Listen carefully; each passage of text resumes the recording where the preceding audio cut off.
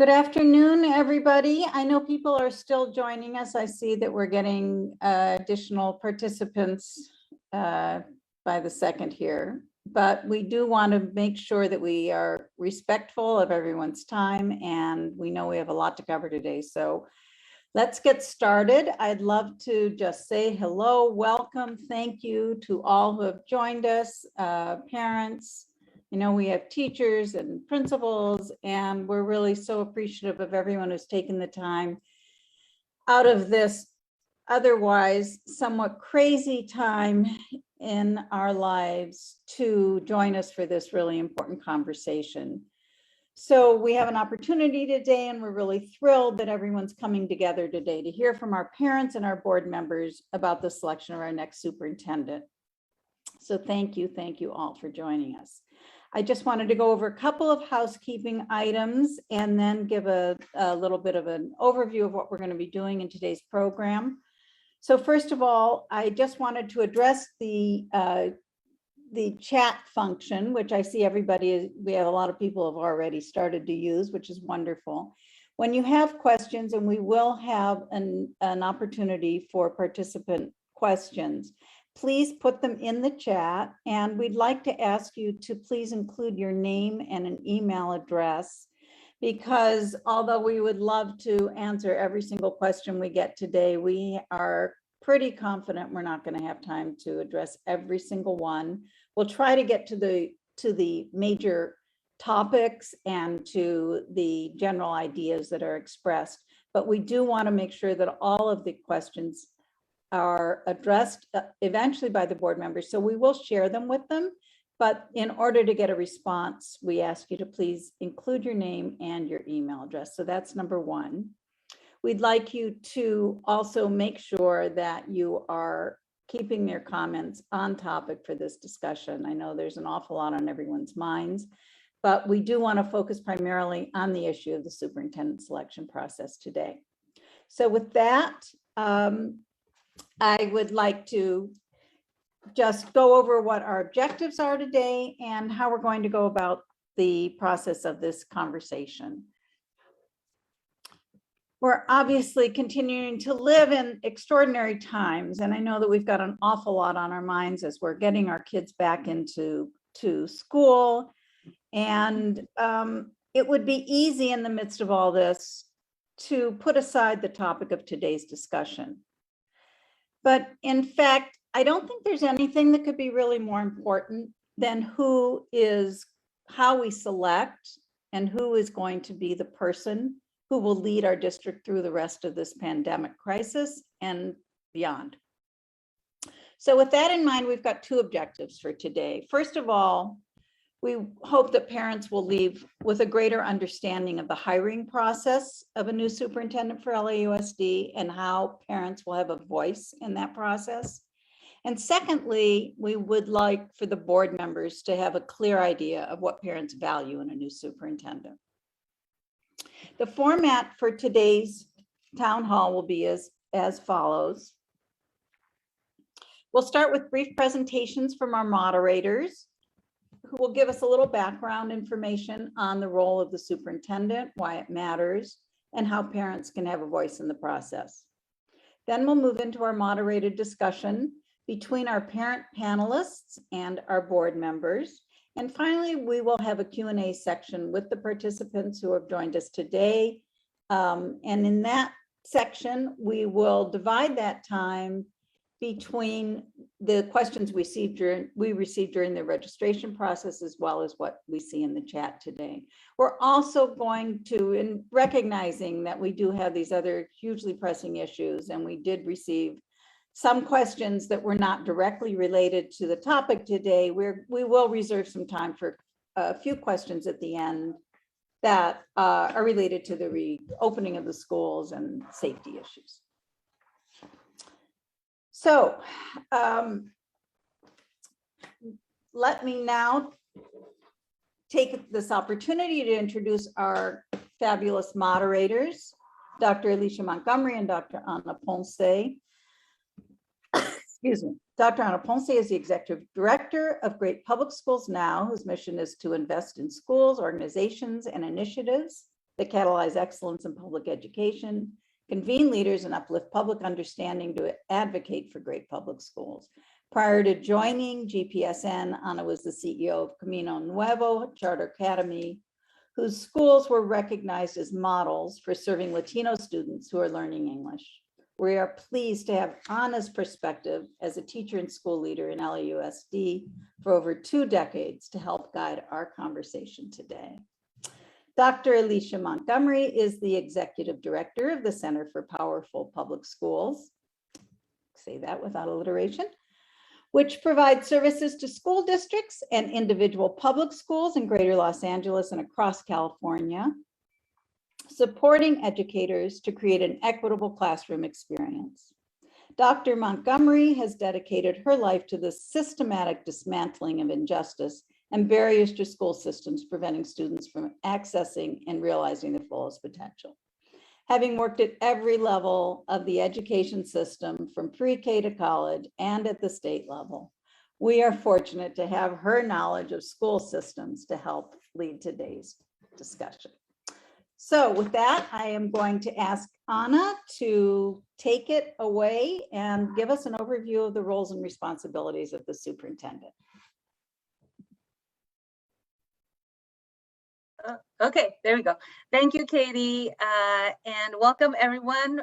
Thank you for joining us today. This is a really, really important conversation and a dialogue that I hope many parents and family members engage in, because this decision is going to have an incredible impact in all of our schools. It's going to impact all of our children, especially right now as we enter into the hopefully post-pandemic recovery phase in our schools. And so I just wanted to take a little bit of time to give you an overview on why it matters.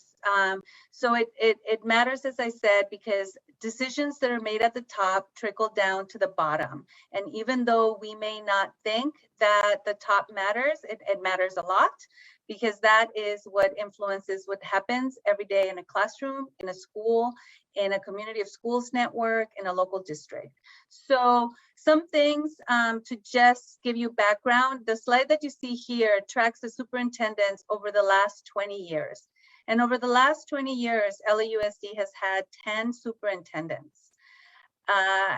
And over the last 10 years, there have been 6 superintendents, including Megan Riley as the interim superintendent today. So this is problematic because consistency and stability contribute to success. And we have not had that. And if you notice, our longest sitting superintendent was Roy Romer, and he was with us for 6 years. And it wasn't a perfect period, but it was definitely a period of growth for the district. There were increases in academic performance, there were improvements in operations, and a lot of other areas. And you know, it's attributed to being able to carry out the vision and the goals that you set out as a superintendent. And so just want to elevate the importance of long-term leadership for our district, and how we know that that makes a difference in terms of the success that we need to see for our kids and families. We'll go to the next slide. So how does this happen? Really, it starts with a board. So the LAUSD's board is responsible for hiring the superintendent, for holding the superintendent accountable, for developing a vision for the goals of performance goals for kids and schools, and evaluates the superintendent. So that is a really, really important part of a board member's responsibility, and one that is critical right now, not just because we are going to start a search for a new superintendent, but also the reality that we find ourselves in right now with the last interrupted 18 months of every child's education within LAUSD. And so what do they expect the superintendent to do? So basically the superintendent is like the CEO of the district. He manages the institution, he leads the institution, and makes the high level decisions that then come down. And the breadth of responsibilities, as you can imagine, is pretty significant. The district is the second largest district in the United States. We have over 450,000 students and quite a reach in terms of from San Pedro all the way to the Northeast Valley is a pretty long distance. So not only are there a number of core responsibilities, but there's also a lot of diversity within the district. So that goes into that leadership as well, is understanding that diversity. But some of the high level expectations and responsibilities is, just the ethical conduct and professionalism, to develop the leadership and the organization, fulfill vision and goals, the treatment of employees, due process, and finance and budgeting, and ensuring that there is a balanced budget as much as can be. And right now it's really important to make the decisions on how this influx of money is going to be spent. And we want it to be spent in a way where it's going to have long-term impact and not just one-off solutions for our kids. And so those decisions are very important right now and are being made by the superintendent and their team. Other areas are asset protection, compensation and benefits, really working with all of the labor unions and managing all of the collective bargaining agreements, communication and support to the board, again, that relationship, and we hope for a strong partnership and relationship between the superintendent and the board so that there's alignment in the direction that we're going in, and we can really focus on kids and families and school leaders and teachers and support staff. Also oversees the hiring, and prioritization of hiring. We know that there's a pretty significant shortage or a lot of openings right now, and it is the superintendent who puts the priority on what the focus should be. And then of course it's the talent, whether it's there or not, but hiring, and then the treatment of students. And that really gets to the policy and policies around discipline and suspension, around restorative justice, around social emotional learning. And so all of that really comes, sort of from the top down. Some of it comes with collaboration with board members through resolutions, but ultimately it is the superintendent and the superintendent's team that has to implement those resolutions. And so why does it matter? Because it sets the tone for how we're going to move forward from here, because it sets the tone for the urgency that we're all going to work within to move things, to ensure that our kids are being served the best way that they can be served at this time, and that the right priorities are made through a lens of equity, that those that need the most are the ones that are prioritized and that are being supported right now. So it really matters, because it is this position, this person, this leader that is going to set the tone on how we move through this post-pandemic recovery phase with our kids and our families and our staff across all schools in the district. And so with that, I'll pass it over to Dr. Montgomery to go over some of the community input. Good afternoon, everyone. Thank you, Anna. So as we embark on this very important search for a critical part of the school district, we really wanted to share with you the typical role the community may play in choosing a superintendent. One of the things a community can be involved with is helping to identify the characteristics for the next superintendent. What personality traits are important for you as a community, given the needs of that community. What kind of person do you want to join this community? Is it extremely important? Another thing is identifying the strengths of the district from a parent and community perspective. Every perspective is so important, and the more perspectives we have, I always say the perspectives are like facets on a diamond. The more perspectives we have, the more brilliant the diamond shines. So it's important to understand from a parent's perspective what the strengths of the community are, and likewise understanding the weaknesses or needs of the community, of the district from a community perspective. It's extremely important that the community have input on saying, you know, here are some of our needs. For example, we know that there's a lot of need around access to broadband and access to internet. So, you know, that might be something that we want someone to have experience in as a need for the community. And then lastly, parents, can you go back? And lastly, parents want to be able to communicate the needs of their individual families, because individual families matter and your individual voices matter. And as we're all kind of still dealing with this really critical period of our community and of our nation, as we are dealing with increased incidence of COVID, our needs are changing quickly. So it's important for us to be able to communicate those in a timely manner. Thank you. You can move forward.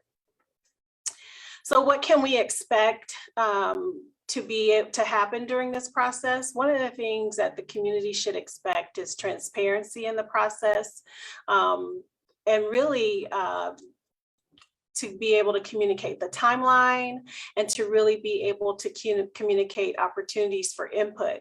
Those might be focus groups, surveys, and those kinds of things, but to really be able to communicate those ongoing. I will say there are certain aspects of this process that are confidential for several reasons. Some folks applying will be sitting superintendents, and so it's very important that their identity remains, you know, confidential, to not raise alarm in their communities. There's also this idea of having widespread, frequent communication regarding the ways in which community can be involved. Social media, utilizing community partners to really get the messages out, email, calls, district-wide calls to ensure that parents understand when they can share their voice. And multiple opportunities should be provided, as I said before, through surveys and focus groups with multiple locations and multiple dates. And as we know, LAUSD is very large, several local districts, and ensuring that there's several opportunities in each of those areas would be critically important. So you can keep some of these things in mind as you think about questions you might want to ask the board as we move into our next section around our parent panel. So I'll ask Katie to take over from here.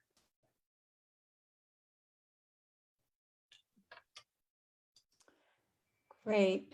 Thank you so much, Anna and Alicia, for setting the stage for us today as we move into our deeper conversation with our board members.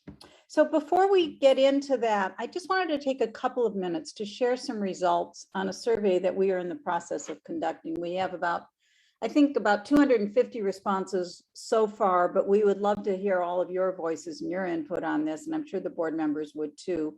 So I think Jenny is going to put a link in the chat for those who want to respond to these 2 questions. It's very simple. It's just a 2-question survey. What values should the superintendent have? And the second question has to do with the qualifications that you would like to see in the next superintendent. So this is the way what we're hearing so far, and I don't think any of this is going to be much of a surprise. While we see a real spread, there's clearly an emphasis on putting kids first. And the other thing that seems to be very important is putting an educational agenda before a political agenda.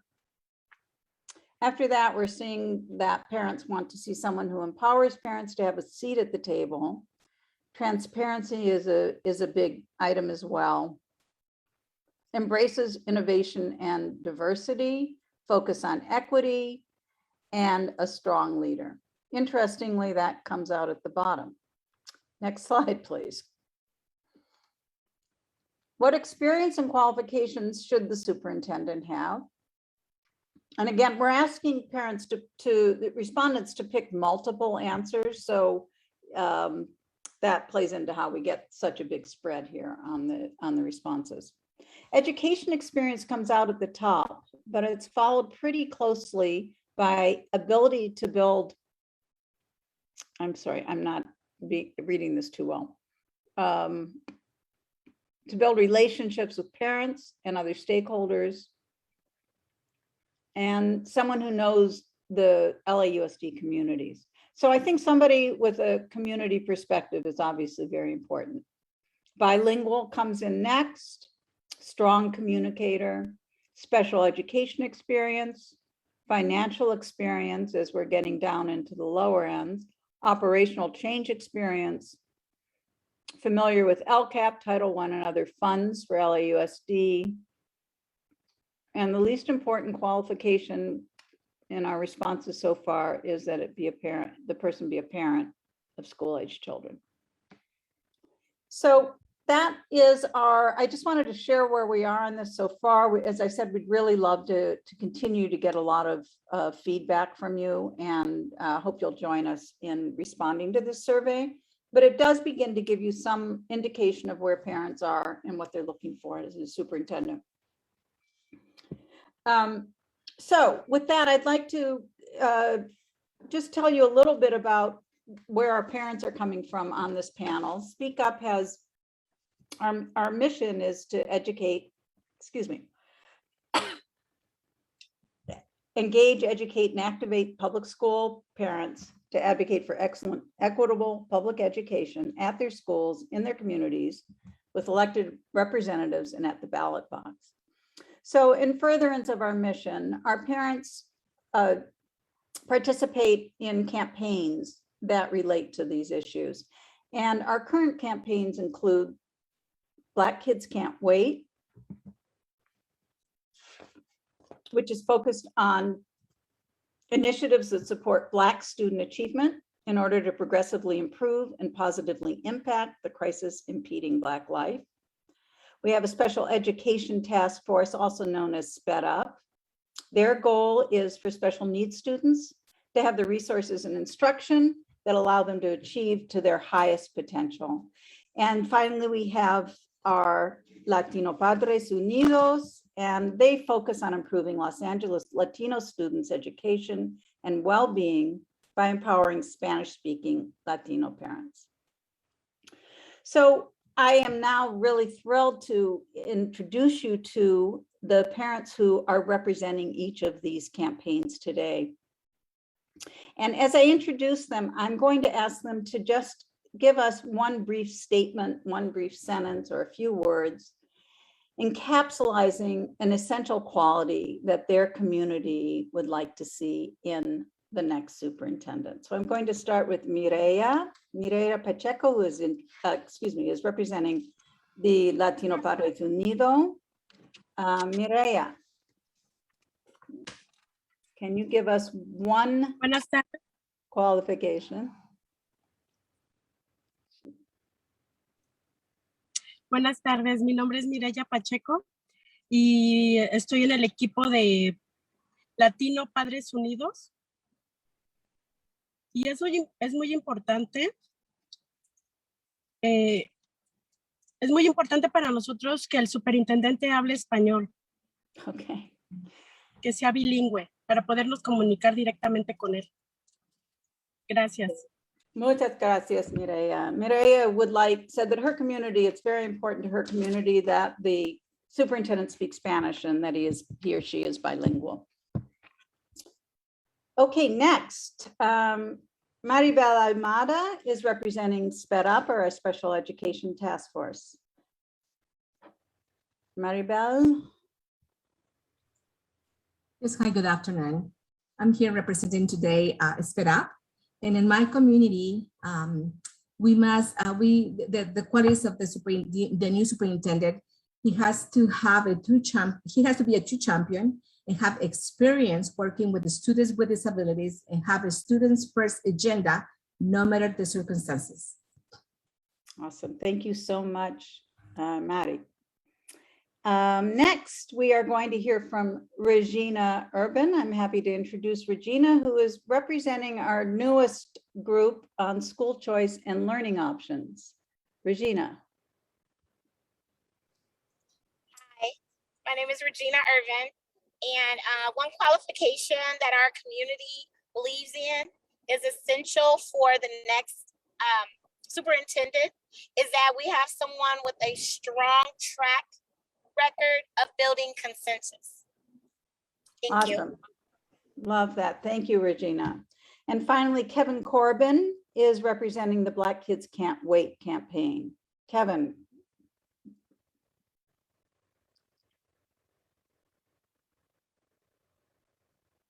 Kevin, I'm sorry, you seem to be having a lot of connection issues.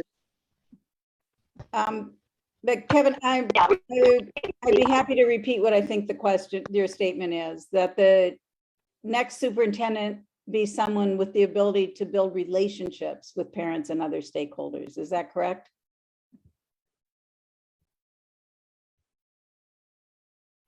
I'm afraid we've lost Kevin now. I'm going to move on and we'll come back to Kevin when we get into the panel discussion. Just quickly want to take this opportunity to introduce our board members who are joining us today, and then we'll get into our conversation. So we have our board vice president, Nick Melvoin, who represents LAUSD Board District 4. Nick has served on the board since 2017, governing the district, as you just saw in a previous slide, during the administrations of 4 superintendents in a period of as many years. So we look forward to hearing from Nick on his experience with the hiring process and what lessons we've gleaned from prior experiences. We are equally excited to have Tanya Ortiz-Franklin with us today. Tanya was elected in 2020 to represent Board District 7, where she was a student, a teacher, and an activist. And we're excited to have Tanya's perspective from all these experiences on her thoughts on how the next superintendent should be selected and what that person should bring to the table. So with that, I am going to call back on our moderators, Dr. Montgomery and Dr. Ponce, and let's get this conversation going. Thank you so much for joining us today. So before we head to the parent panel questions, hi Nick, hi Tanya, thank you both for taking time to join us today, and it's so good to see you both. Can you just, each of you, give a very brief statement about your thoughts on the importance of selecting the right superintendent and maybe broad strokes of what this process will look like? Thank you. Tanya, I'll go after you. I'll defer to you. I knew you were going to say that. Well, hi, friends. So happy to be here. It's already been great hearing from you all about what's important. And I will say, as the newest board member, I think this is a really important opportunity for our district, not just because we're recovering from a pandemic, not just because we are experiencing things like we've never experienced before, but because more kids need to be prepared to go to college. And that's really what I've thought my whole life growing up. Being a teacher in the district was part of why I ran for office. Still less than half of our kids are eligible for UCs and CSUs, about 2/3 of our Black students and fewer than 20% of our students with disabilities and English language learners. And we forget to talk about these things when we're returning to school from a pandemic, but this is the challenge that our next superintendent will have to take on head on. I'm sure we'll talk about board goals in a little bit, but for me, this moment is so important because we owe our future generations across all races, abilities, backgrounds, and all of the pieces that make up our identities, the true opportunity to thrive in college, career, and life. And I am looking forward to your collaboration and helping us pick the next leader who's going to help make that happen. So I'll turn it over to Nick if you want to share a little bit about the process as well as your thoughts. Great. It's great to be here with my colleague and friend, Tanya. I just saw someone in the chat say, I love Tanya's energy. I do too. It's so welcome on the board. Thank you, Speak Up. It's great to see so many familiar faces and some new ones. And Anna and Alicia, thanks so much for your overview. Anna, you should give that to the board. We should do a little board 101, what our job is, what the SOUP's job is. And Alicia, I think just articulating why community engagement is so important.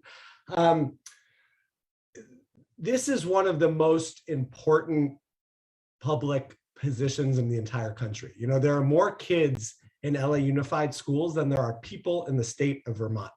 And I want to let that sit in because we know, I'm sure you could talk about a lot of state politics, but there are more kids who are constituents of LA Unified than people in the state of Vermont. The LA Unified is such a multi-headed hydra. We are, of course, our number one goal is educating future generations. We are a school district. We are also the largest employer in the county of Los Angeles. We are the largest transportation provider behind Metro. We're one of the largest food providers. We run one of the largest adult school programs. We now run one of the largest healthcare providers in terms of our school-based testing program. And so finding the superintendent to lead is a challenging job, but it's important because of all those, any of those functions on their own would be huge. You know, running a transportation company, department, institution the size of LA Unified's is huge. Running an employment agency where you have to hire and manage, you know, the over 60,000 employees that we have is huge.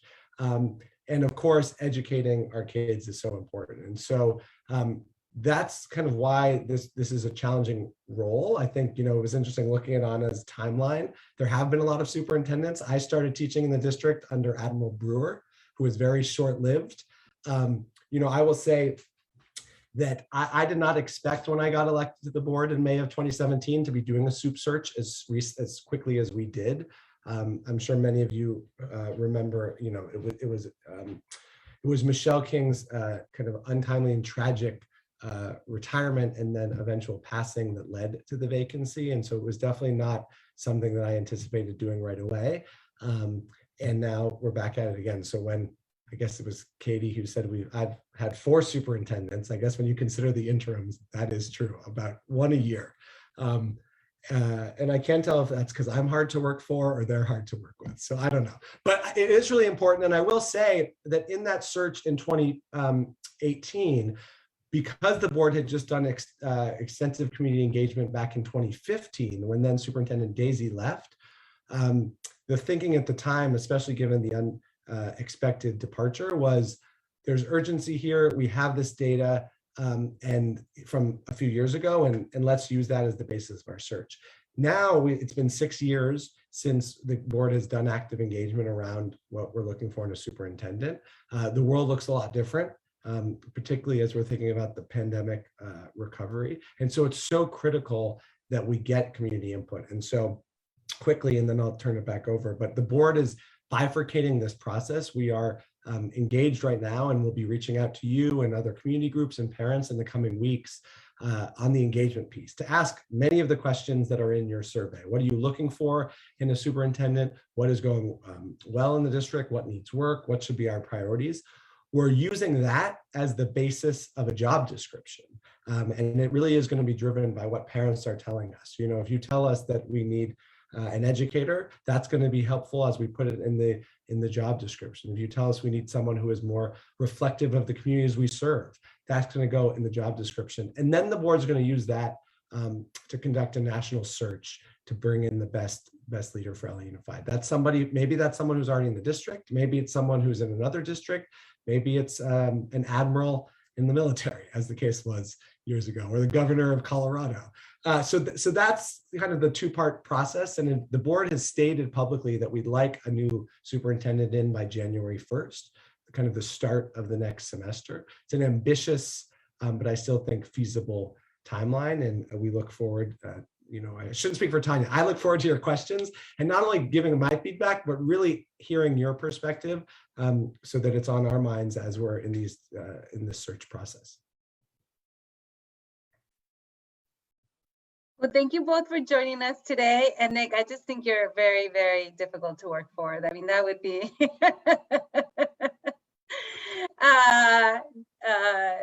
It's been great to actually work with you and collaborate with you over the years. And I am, just excited that both of you are part of this process, because it's a pretty important decision that you are going to make in the next several months. So we have questions from parents. So I am going to be moderating those questions, and we are actually going to start with Mireya. And Mireya, I invite you, I will translate your question. So you can say it in Spanish, and I'll translate it into English. Okay. Bueno, gracias Tania, gracias Nick por estar aquí con nosotros, gracias por escucharnos. Mi nombre es Mireya Pacheco, soy madre de 3 estudiantes y a nosotros como padres del equipo Latino Padres Unidos, nos preocupan nuestros hijos. Nos preocupa que ahorita estén expuestos al COVID-19, que ya regresaron a la escuela y que los padres no fuimos parte de la conversación cuando estuvo el último superintendente. ¿Cuál es la estrategia para que el superintendente incluya a los padres en la decisión, en esta decisión tan importante como la seguridad de nuestros hijos? Muchísimas gracias. Hi, I think both of you understood that part. So Mireya's question is anchored on, how worried parents have been in returning to school with the pandemic, and really feeling like they had not been part of that conversation. So what is the strategy moving forward for parents and families to be part of the decision-making conversations that will impact their kids? I can start. I see Nick doing the eyes. Gracias, Mireya, por su pregunta. I think this is a big part of our responsibility as board members too. Everyone, I think, has the responsibility of making decisions alongside those who are closest to our kids. And that, of course, includes our families and our school staff. And it can seem like superintendents and board members are really far away from classrooms and kids. And so, I feel honored, but also the responsibility of being an elected official for 400,000 registered voters, 183 schools from South Los Angeles down to San Pedro. And it is my responsibility to listen to families, to ask what concerns you, and to make sure that I am conveying that in not just our late night board meetings, as you're seeing in the chat, but in our weekly check-ins with the superintendent. I didn't know this before becoming a board member, but each of us has check-ins. There are 7 of us, and we meet regularly with the superintendent and with various teammates in the superintendent's office, in our local districts, in our communities of schools, and sometimes individual schools. And there are different concerns at all of those levels. There are different decisions at all of those levels. And there's diversity of perspective at all of those levels. And I'll say that's one of the hardest parts of my jobs, but also one of the most beautiful things about being in this role and being in Los Angeles is that we get to represent such diversity of experiences and perspectives. And so I think first and foremost, we have to model it as board members and share that that's the way we do business in LA Unified. We collaborate with those closest to our kids, and that absolutely means our parents and our school staff who are implementing all the big things we talk about at board meetings. There's some formal structures. There's several parent committees that we absolutely encourage folks to be on. I know some folks here are on those committees. My office, and I know Nick's does too, we host pretty regular community conversations on Zoom, and hopefully back to doing in person soon. We did a couple of hybrid events before school reopened a couple of weeks ago. But there are, like I said, so many different decision points in the district. Sometimes that's part of the challenge, is synthesizing who is making this decision. Is it a superintendent decision? Is it a principal decision? Is it a local district decision? decision. And I think board offices play a really important part in helping to filter some of those questions that come through to make sure that each parent feels heard and like their voice matters in their own child's education, but also in the big system that supports you all. So I think for me, I would say, I hope that we practice what we would like to see our superintendent do, and then we hold them accountable in all of these spaces, like our weekly check-ins, like our public board meetings. And as things arise, I know sometimes it is about our board colleagues working together to say, this is really important across several board districts. Let's make sure that we're putting this at a top priority for our superintendent. So that's a couple things I've been thinking about. Great, and yes, gracias para su pregunta. Y me encanta su flor. I need that virtual background. But I don't have too much to add because I think Tanya hit it. But the three things I'd say, one is I've been really trying to move the district from a compliance mindset with regard to parent input to a real collaborative one. And I think Paul, who's on, and I know some others from our CAC, our PAC, our DLAC, feel often like they're just the box checker, like, oh, yep, we've talked to the PAC, we checked the box, as opposed to really getting input. Two is I have been a big proponent of decentralizing our school district. And I hope you're familiar, and if you're not, that's a failure on our part, but with our now 44 communities of schools. And so one of the things that I'm looking at in our next superintendent is someone who's got experience in a decentralized system or an understanding kind of ground up as opposed to top down, that different communities are going to need different ways of engagement. The board, and this has been thanks to Tanya's presence really too, is having new conversations about equity. That's not the same as equality. And how does parent engagement look different in different communities based on that need? And the final thing I'll say is it requires in a leader, and this is going to be a big characteristic I'm looking for in a superintendent, humility. To understand that we don't have all the answers, and to understand when we're wrong. And I think that has been one of my challenges, candidly in the previous administration, was just like there's an unwillingness to say we're wrong, or we don't have the answers, or that is a good suggestion, and I think I'm empathetic because LA Unified for so long has been kind of the recipient of so much criticism from so many different sides. So there's just this built sclerotic and defensive posture where the district always wants to say, no, we're right. But we need to be able to say, no, you're right. We need to do a lot better for your kids. And we need to welcome parent feedback and really open the door to the conversation, as opposed to just trying to put on a pretty picture when we know that there's a lot of work we need to do. Right, having that balance of celebrating what is working and acknowledging that we have some gaps that we need to focus on as well. It's going to be really, really important. Gracias, Mireya, por la pregunta. We're going to move now to Regina. Regina, are you on? I don't see you. There you Hi, are. yes, I am. Go ahead with your question. Okay, thank you. Thank you for being patient with me. I'm driving kids around, doing what parents do. So my name is Regina, and as a charter parent, a grandparent, and a foster parent, one of my biggest concerns is that the superintendent must represent all students and parents equitably. Over the last 2 years, we've seen a lot of contentious rhetoric around school choice, and we want to make sure that the superintendent is bringing parents together, for collaboration instead of pitting us against one another, based on, where we decide to send our children.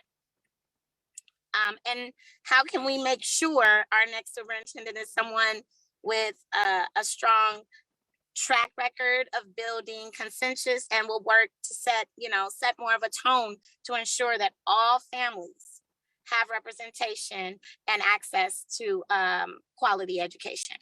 It's mine. Thank you. Great. Well, we can go back and forth. I have been practicing my wait time, but thank you, Regina, and I do hope you're pulled over so that you're not driving. But thanks for the question. Yes. And I also just want to acknowledge there's so many great questions and comments coming in the chat. And, you know, people, I'll put my information in the chat, but hopefully you know how to reach me and would love to get your feedback and continue the conversation. You know, I think there's great things in what you're saying. You know, one answer I have is that, you know, sometimes the best indicator of future performance is past performance. And so I'm going to be looking at the track record of candidates to see where they have been on having an expansive view of our ecosystem of schools. I think that that's, you know, the rhetoric, as you, Regina, correctly mentioned, has been too divisive. It's been to us versus them. It's been to zero sum. And I'm looking for a leader who on everything, but school choice among them is expansive, is inclusive. You know, I think this is one where the sum is greater than the whole of our parts. And I think that, or the whole is greater than the sum of our parts is what I was trying to say. Where you can think about this ecosystem, you know, we have families who have chosen district traditional schools, district magnet schools. I see Anna's son in the background who's in one of my district dual immersion programs. We've got charter schools. We have families in independent schools. We now have families, 12,000 on our independent study program. And you know, Tanya probably had a similar experience, but when I was knocking on doors in different communities running for the seat, no one, you know, has a kid and says, I need a charter school, or I need a district school, or I want to pay $40,000 for a private school. I want a good school for my child. And a lot of parents realize that that's actually different for different of your kids. And so, you know, I do think that having somebody who understands that ecosystem, respects parent choice, is interested in making things work together. So that does mean lowering the temperature on co-locations, increasing ease of enrollment for all programs. And you know, I think there are areas where when we focus on collaboration, we can grow the pie. And one example before turning it to Tanya is, you know, my colleague on the board, Jackie Goldberg, and I have very different ideas of school choice, but we agreed that co-locations were difficult for both district schools and independent charter schools. And so we co-sponsored a resolution to give co-located schools $100,000 annually to work on something together. They have to do it together. And so at some of my schools, they're doing a shared audio-visual system, or they're doing shared professional development. And it's these little things, but we've seen now schools, now the mindset is not, oh, this is just a negative, but oh, we can find ways to work together. And I will definitely be looking for a superintendent who is more looking for those wins and those areas of opportunity, and not, you know, the rhetoric and their action are not trying to tear people down or judge parents for making the right decision for their families. Yeah, thanks for that. I often still say we have about 600,000 kids, which maybe we're like 550, but that's because I include all students that go to public schools in LA Unified, which includes our charter options. And I think it's been really challenging not having a vision for the different models of schools in LA Unified. It's great that we have a mostly unified enrollment system, but that doesn't include charter schools yet. In fact, there's one school in my district that's not on there, but we're working on that. So, you know, it's not just enough to have different choices. I want to see our next superintendent have a vision for all of these choices and really be able to work with families and our school staff to promote why we have different offerings and what students will gain by participating in the different types of programs we have. I myself went to LA Unified Schools as a kid, and in high school, I went to the magnet school on my comprehensive campus. And now there is a pilot school. And if that arts pilot school was there when I was in high school, I might have made that choice. And I think that is important to recognize that families deserve not just choice, but information and good information about the kinds of choices available. And then as a system, I hope our next superintendent will really have that strategic lens for thinking about reaching our board goals with the various models we have available. And so if we want more kids to be prepared for college, what are we learning at charter schools? What are we learning at dual language or pilot schools that prepares our kids for A through G, C or better readiness for college? What are we learning about early literacy? What are we learning about elementary and middle school math? I know there are great practices across all of our platforms, but we don't have a shared space for learning. We're still very much in silos around even your community of school, which is great for specializing and really communicating with families, but also what should we be growing system-wide, or what should we stop doing sometimes, right? And making sure that we're learning both what's working and scaling that, but also what's not working and that we might need to do differently. And so specifically, I think for our role in the next SUP, we just went through this process developing these big board goals, but the superintendent will need to build the strategic plan and implement that plan alongside our school staff and district staff to make sure that all of our school models are really valued and are a part of our district's vision. Thank you so much for that insight. And really the learning piece is so critical, particularly around, our approach to equity in the district, because communities are so diverse and have a broad range of needs that unless we're really willing to learn and reflect and take, what's working and amplifying it, we're not going to get there. So I'm glad you guys are looking at it through that perspective. So we have another parent, Maribel. Maribel, are you on? Yes, I'm here. Okay. Hello, everyone. Good afternoon. Again, my name is Maria Ahumada, and I am a mother of a triplets, one who has a disability, attending neighborhood high school in LAUSD. According to the LAUSD Division of Special Education webpage, it is the district mission to provide leadership, guidance, and support to the school community in order to maximize learning for all students within an inclusive environment, so that each student will contribute to and benefit from our diverse society. However, as a mother of a child with a disability and as a leader in the special needs community, I will say that LAUSD has not come through on this promise. Under Superintendent Buettner leadership, students with disabilities were routinely denied their basic right to a free, appropriate public education.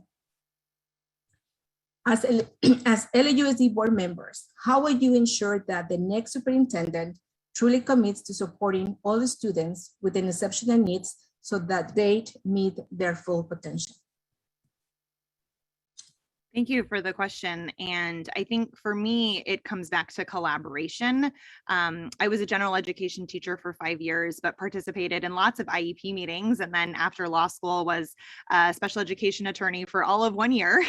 But what I appreciate most about IEP team meetings is that they are team meetings. And the concept of offering a free, appropriate public education should be collectively decided by everyone who knows the strengths and growth areas of each individual student. And I think for board members, again, this is about leadership and how we show up in the work. Are we top-down decision makers? We tell people what to do, or are we collaborative decision makers, really listening to folks who are closest to kids in classrooms? And so I think through the superintendent selection process, through the management and evaluation of the superintendent, which is a big part of our ongoing role, we need to make sure we're fostering that sense of collaboration at all levels. And it means on the system, we have that vision for each kid getting the education that they absolutely deserve.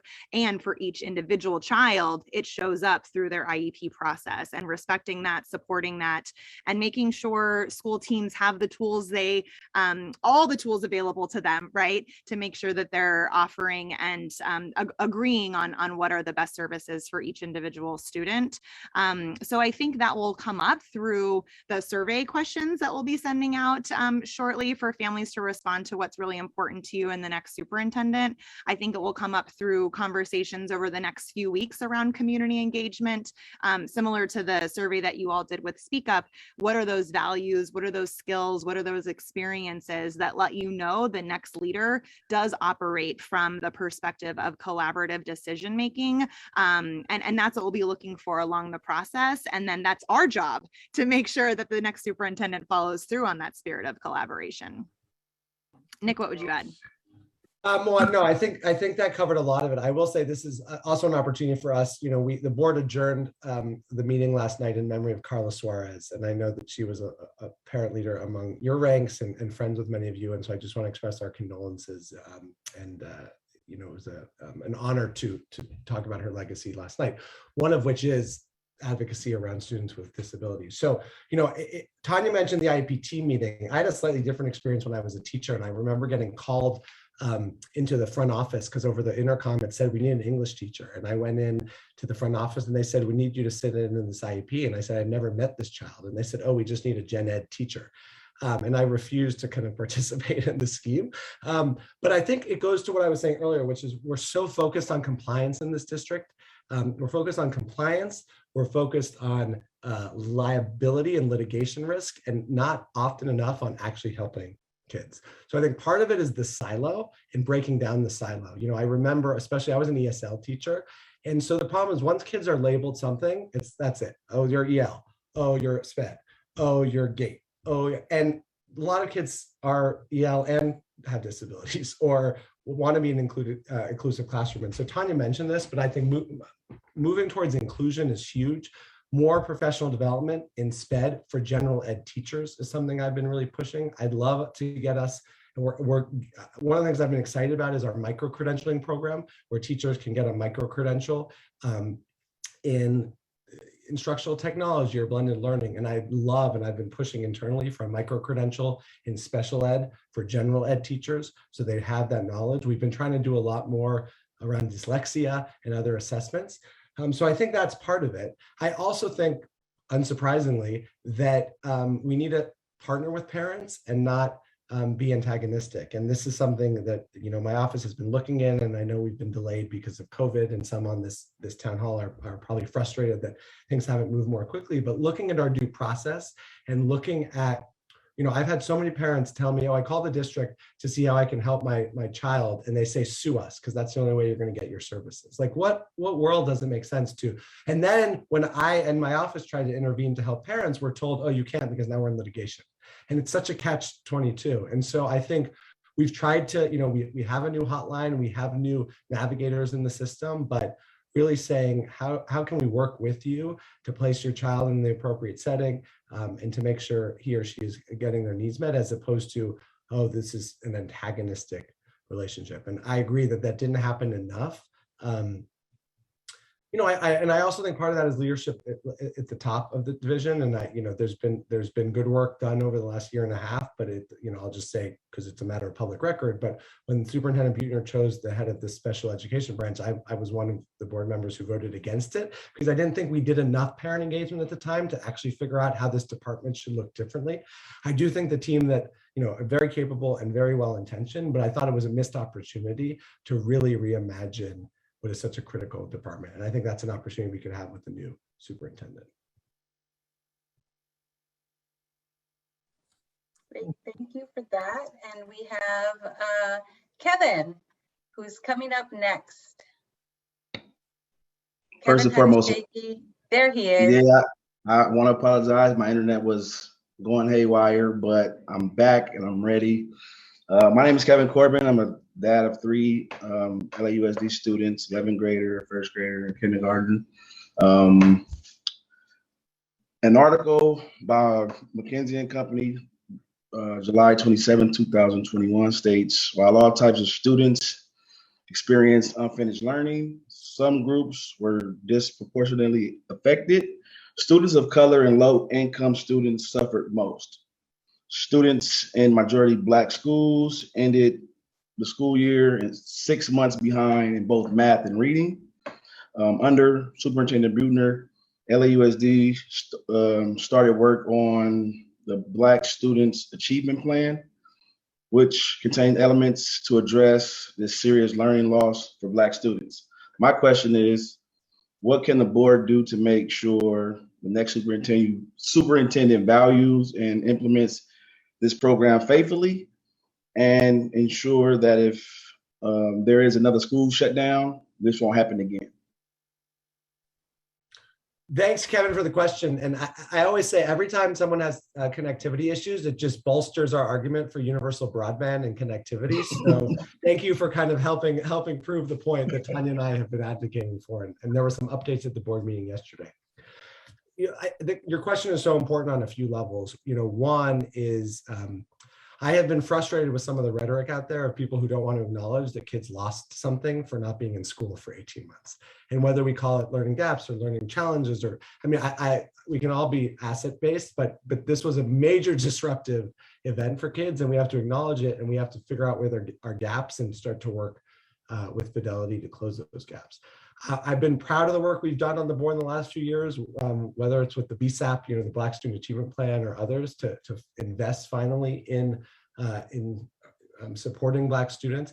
Many people on the Zoom probably don't know that actually the high school with the highest percentage of Black students in the entire district is one of mine. It's Westchester High. It has the highest percentage of Black students in the entire district, and was often neglected from a lot of these programs supporting all students, but particularly Black students. But I think your question that also gets at the implementation, and that's where the rubber hits the road with so much of what happens in LA Unified. You have good ideas, and how do you implement it? And so, Tanya and I have really been pushing at the board meeting, looking at hiring by high need school, looking at not just, okay, we have this many vacancies, but where are they? And how do we prioritize the hiring, even for the BSAP program, new teachers, new counselors, new administrators to the schools that are high need?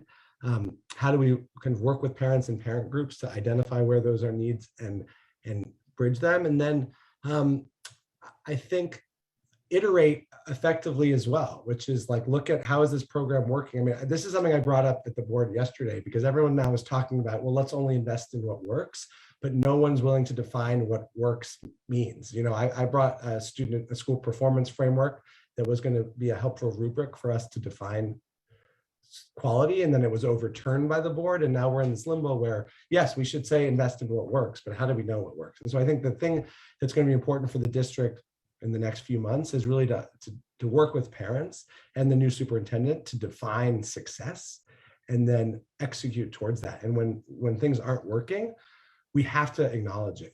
I will say the Westchester, the school I just mentioned, it failed its WASC accreditation 2 years ago, which is, like, for those unfamiliar, it's the national accrediting body that says, yes, you can operate as a high school.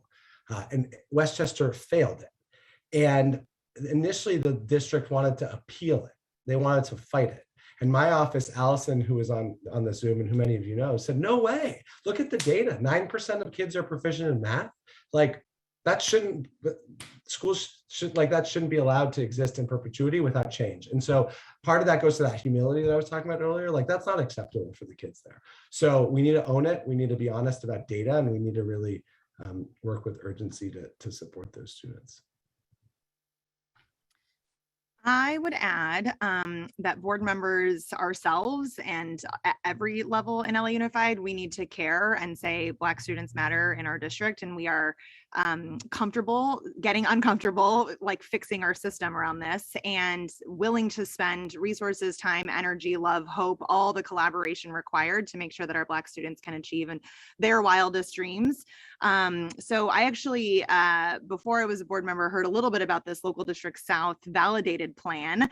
And now we're really excited that my team meets regularly with a group of parents that have been working on the Local District South validated plan for Black student achievement, which is kind of related, but also has some differences to the larger Black student achievement plan for the entire district.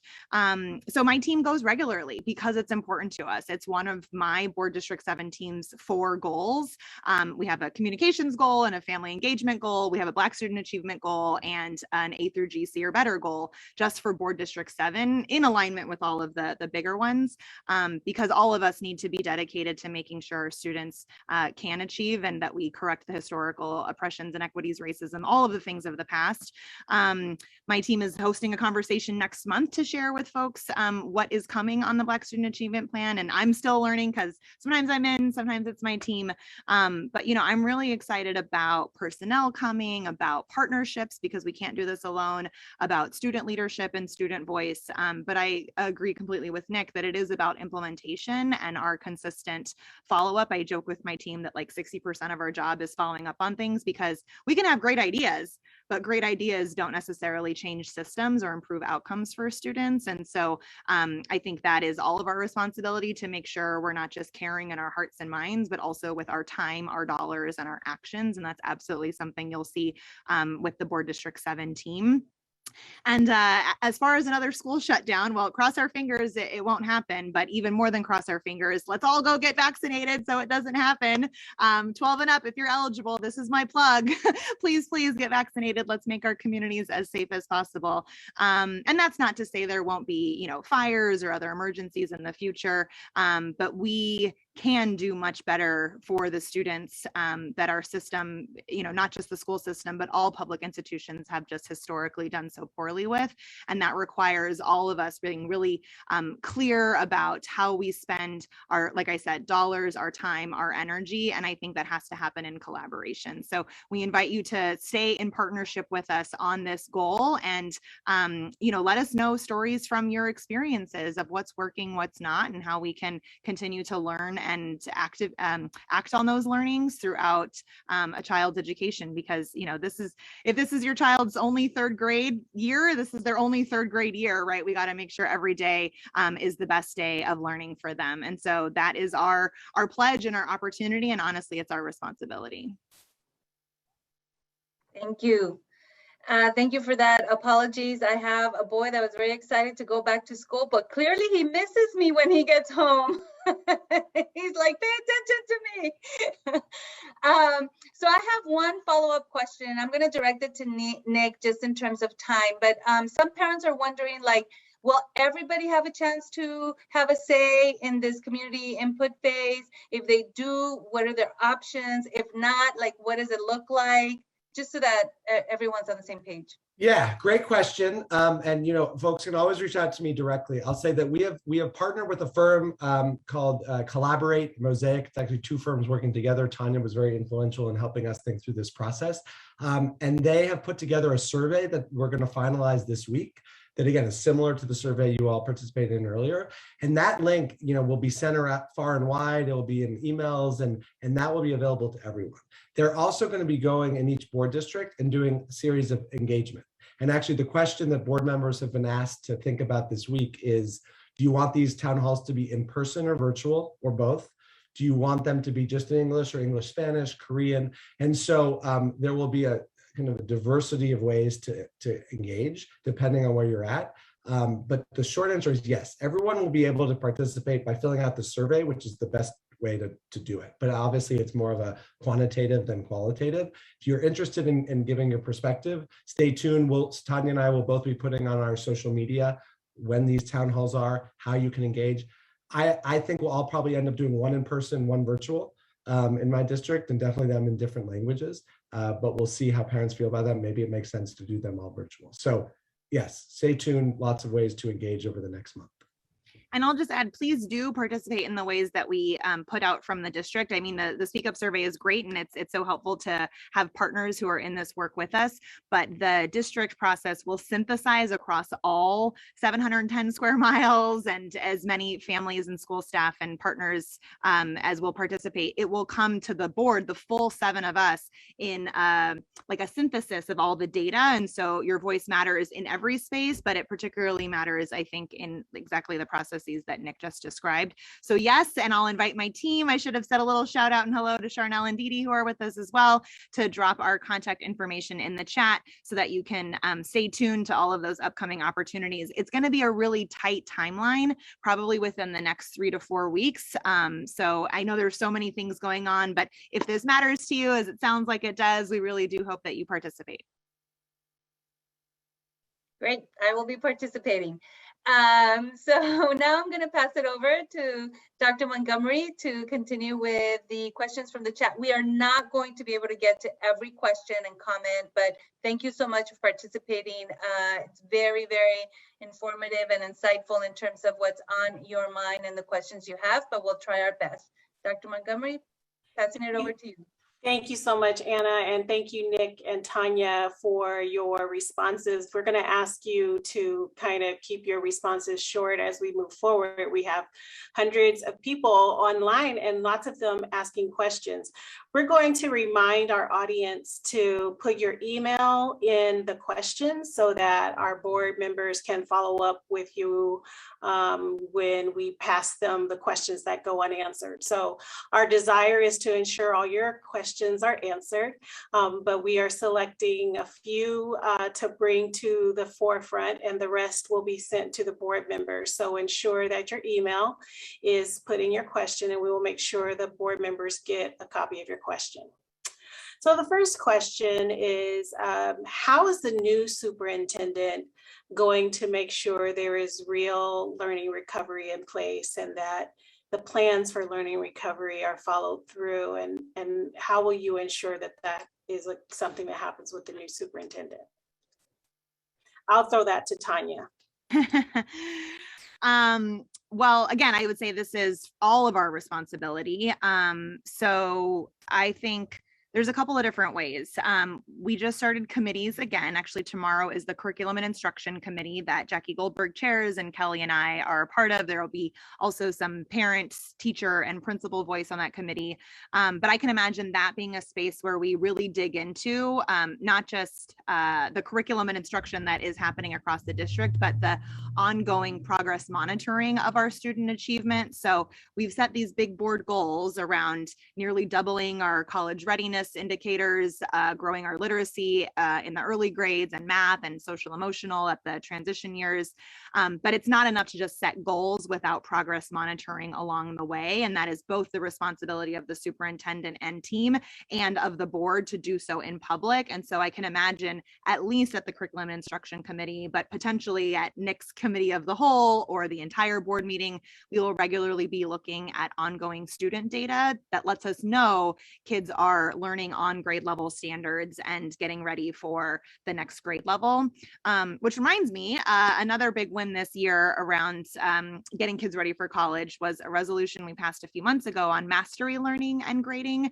And I think it couldn't be more well timed. There are a lot of school teams that were already engaging in this effort, but just briefly, if folks haven't heard this term before, you might remember being a student yourself in school, and if you were late with an assignment or you missed something, you got dinged. And so behavior sometimes played a role in your academic grade. The concept of mastery learning and grading is that it's really about standards, and we give kids multiple opportunities to demonstrate their learning, multiple ways in which to demonstrate their learning. And yes, it's a little extra work and training for teachers, but we're getting really clear on what those grade level standards are, particularly priority standards, as we have a finite amount of time, and then making sure that teachers and students and families are working together to close, yes, some learning gaps from the last year and a half, but not by remediating and teaching the standards from the year before, but by supporting students and pre-teaching and reteaching the current grade level standards that kids need to master. So I think, you know, with the mastery learning and grading that my team will continue to follow up on, with the board conversations around interim progress toward goals, I think we'll have lots of public conversations around how our kids are doing getting ready for the next grade level. Great, thank you. Nick, this question is for you. It's from Liliana Arguella and Ina Barish, and their question is around the profile of superintendents that were the most successful in Los Angeles across the nation, perhaps, and how could we make this position more sustainable and not have so many turnarounds, and really trying to understand, you know, why we can't keep superintendents in LAUSD. Yeah, abolish the school board, I think would be the best way to do it. But no, but I will say, I mean, I'm being facetious, but you know, it is, if you look, we are the only like kind of major city that has a board the way we do. New York, Chicago, DC all have mayorally controlled schools. And that does add to the stability because a mayor is in office for 4, 8, 12 years. And oftentimes a school chancellor or superintendent will stay. And this board, you know, we have elections every 2 years and things go back and forth. So part of it is the governance structure. I will say that COVID was also a superintendent crusher. You know, 12 or so out of the top 16 districts, top in terms of size in the country, lost their superintendents at the end of COVID. And I think LA is uniquely challenging in terms of a profile. I think I heard Anna earlier talking about Roy Romer, who, was the governor of Colorado, but he was a politician and he knew how to come in and say, I need to get some stuff done. And the two things he really did were build schools and focus on elementary, learning. And there was critics of both, more on the latter than the former, but it is a political job. And I think that's why I started by saying it's this multi-headed hydra, because you do have to have someone who has the political chops to navigate a school board, but also Sacramento, the city council, the county, Washington. You have to have someone who's able to communicate effectively, and I think it's difficult. I think the board needs to be explicit in that we are looking for some longevity, but that also requires the board getting their act together in terms of understanding roles and responsibilities. And that's why the work the board has done on our board goals and governance is important. We just now have to hold ourselves to that standard. One of the challenges with LA Unified has been that a lot of board members are prior superintendents of other districts or local superintendents. And so it's hard to get out of that mindset of I was a superintendent. And so I think that's, those are some of the reasons why there's been this turnover. And as we think about longevity, we have to own it and say, we think this is important. The board has to acknowledge that. People have to stay in their lane, and we have to kind of have a community that rallies around a superintendent too. So there's so much more to be said, but I know we're trying to keep these shorter because we want to get to as many. Nick, I'm so glad you said it and I didn't, right? Thank you so much for your candid response to that. We are actually really close to wrapping up. So I'm going to let you both answer this last question. It really is about this issue of making this position, more appealing for the nation's top candidates. What are some things that you as a board plan to do to make this an appealing position for someone who's qualified? Well, I will just say this is an incredible opportunity to lead the school district where I was a child. I was a teacher. No, but seriously, I think Nick started to say it at the beginning. There are so many kids that come through LA, and your impact on the earth is huge if you can lead LA Unified successfully and get more kids to and through college and to succeed in their life's wildest dreams. The other thing I'll just say is we have a great staff, right? At Beaudry, at school campuses, in our communities of schools. Whoever comes into LA Unified will have a lot of talented people and so many community partners and families who care deeply about this system, about their children. And there is just so much love in LA that if we can work together with a strong leader who can help us collaborate, we can absolutely change the world, not just for kids in LA, but for the entire world, literally. So I think it's a phenomenal opportunity, and I welcome all top quality candidates to join us. Put her on a commercial today. Nick, what do you have to say about that? Yeah, I mean, I do think, it's funny. It's almost like kind of dating where there's different courtships and different parts of the relationship. There's a part where a lot of folks will be applying to the district, but we also are trying to sell ourselves to these candidates. And there are only so many people out there who can run the second largest school district in the country. And so part of it is modeling function in the school district now, so someone knows what they're walking into. And that's not only about how schools are reopening and what we're committed to, it's also how the board acts. I think if I were a superintendent candidate and saw every week there's a 13-hour board meeting, I might say, not for me. How am I going to get the job done? And so some of that is holding ourselves accountable. But I agree with Tanya. I mean, it's a huge opportunity, and the right person will understand that you're leading, the most diverse school district maybe in the world. And if we're able to move the needle in LA, I really do think we can do it anywhere. And there's only so many people who are up for that challenge, but they're out there. So as you both know, we sent out, a feeler to have people put in questions. And there were numerous questions around the COVID outbreak and what's currently happening in schools. And so we just wanted to honor that is something that's happening, that is something that's on the front of people's minds. And so with that, will schools be, from Alexa Ropeland, will schools be providing clear and transparent information to parents when there is COVID case in a class, regardless of whether a child has been identified as close contact? What will the superintendent do to provide access to online education when children are in quarantine? I actually had some principals with that question as well. And what will the superintendent do to expedite the clearance process so that healthy children in quarantine can be processed to return to school as soon as possible? So I'm happy to go through those three quickly, and then Tanya can add on. So yes, in terms of transparency, this has been a priority of both of ours. You have the school dashboards, and now we just launched today a district-wide dashboard at the request of parents, so you can see real-time case numbers. So that's on transparency. You will also be notified by your school, by the community engagement team about positive cases. Two is around the continuity of instruction. And this is something that I asked questions about at the board meeting yesterday, and I hope to have some updates by the end of the week, if not next week. There is a challenge in that the state law is very limiting in what we're able to do. And I think that the legislators were not thinking about the world as it is when they were making this legislation.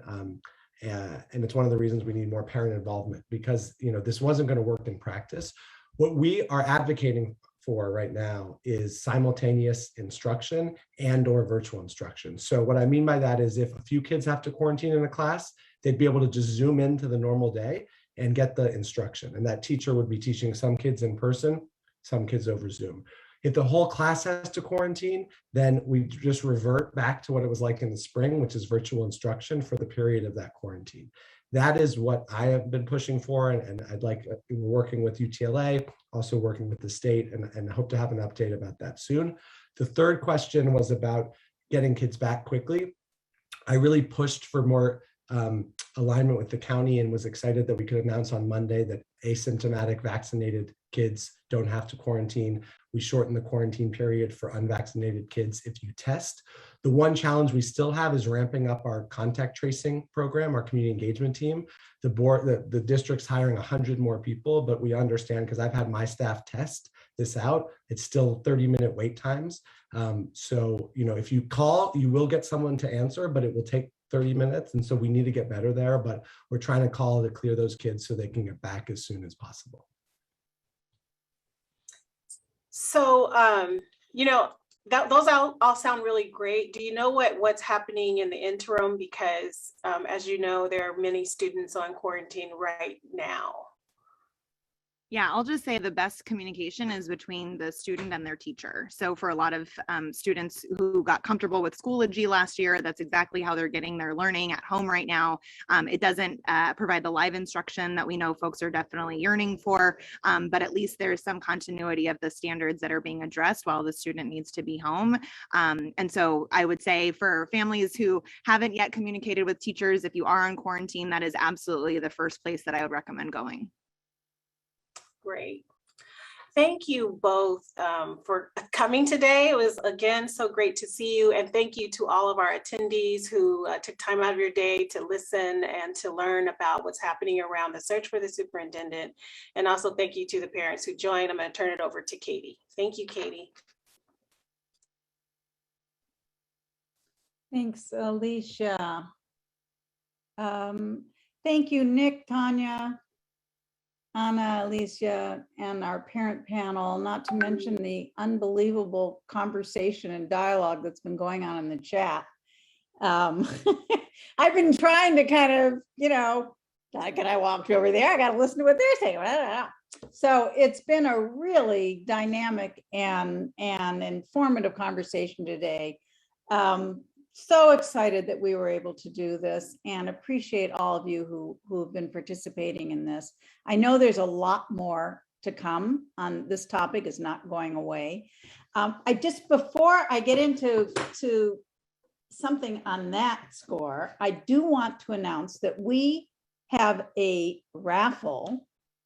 We have 2 backpacks filled with all kinds of yummy items that are being raffled off. So the announcement will come tomorrow for the winners of the raffle. So for all of you who were waiting and staying on just to hear about the raffle, that's your announcement.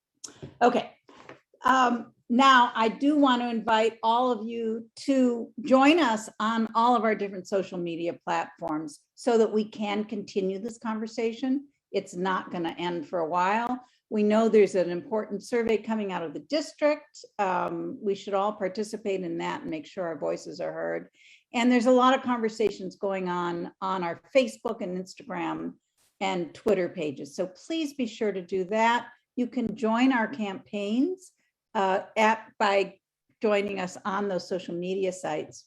And that's where you can stay tuned to hear how we as a group, a collective group of parents, you've heard about the different points of view from our perspectives today.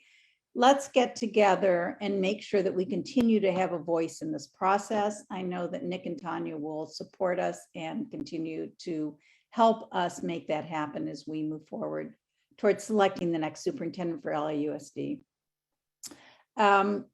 Let's just give one more huge thumbs up. Thank you.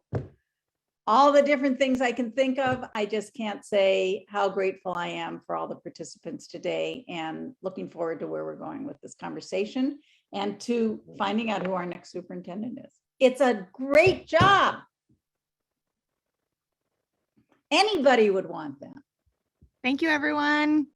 Thank you. I promise we're nice bosses. If you want to apply, come on out. But thank you for the invitation. If you have any questions, please reach out. We'll put our info in the chat. If you have any complaints, please email Tanya or Board District 7. And Katie, if you can send us a copy of the chat, it would be great. There were so many great things in there, suggestions and ideas. It would be great to see. Nick, thank you for raising that. We will make sure that all of the questions and comments in the chat are shared with both of you. And that was why we asked people to also include their email addresses and so on, so you could respond. Yeah. Great. Thanks, everyone. Thank you all.